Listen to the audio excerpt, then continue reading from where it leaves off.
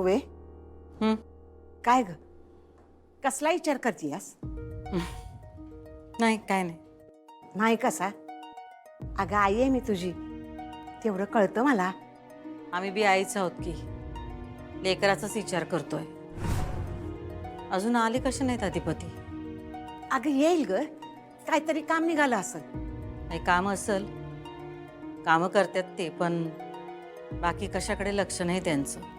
ना खाण्यापिण्याकडे, कधी येतात कधी जातात, आम्हाला बी काहीच कळत नाही. कसं लक्ष लागणार? अगं बायको नाही घरी, त्यो जिच्यावर जीव ओवाळून टाकतो तीच घरला नाही म्हणल्यावर कसं लक्ष लागणार? म्हणजे आम्ही कोणीच नाही काय? आहेस की, पण आईचं स्थान वेगळं, बायकोचं स्थान वेगळं.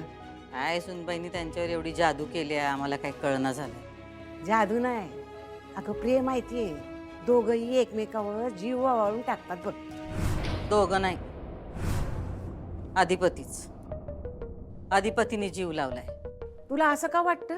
सुनबाईंनी जीव लावला असता तर अशा सोडून गेल्या नसत्या त्या. त्या दिवशी परिस्थिती आणि येळच तशी होती बघ. डोसक्यात राग होता. डोसक्यात राग घालून कुणी काही नातं तोडतं काय? आता मोठे मालक एवढा राग करतात आमचा, आम्ही गेलो काय त्यांना कधी सोडून? प्रेम मिळवायचं असेल तर कवा एखादं पाऊल मागं घ्यावं लागतंय. वाघीण बी शिकार करताना एखादं पाऊल मागं घेतेच की. हाय का आता? अगं प्रेम आणि शिकार यात फरक असतो या. शिकारच करावी लागते आई प्रेमाची, ते असं मागून मिळत नाही. आमच्या अनुभवावरनं सांगतोय.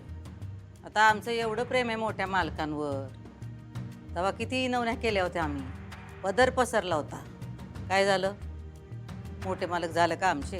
हां, लाथाडलं ना आम्हाला, घरातनं हाकलून दिलं होतं का नाही? जेव्हा आमच्यातली वाघीण जागी झाली म्हणजे काय, मोठ्या मालकांनीच ती जागी केली. अशी डरकाळी फोडली आम्ही. आता आहेत का नाही शेपटी घालून कोपऱ्यात, बघतेस का नाही? आमच्या अनुभवावरूनच सांगतोय, प्रेम मागून मिळत नाही, ते मिळवावं लागतंय. तुझी विचार करण्याची रीतच जगा वेगळी आहे बघ. म्हणून तर आमचा दरारा अजूनही टिकून आहे. हाय मान्य आहे मला,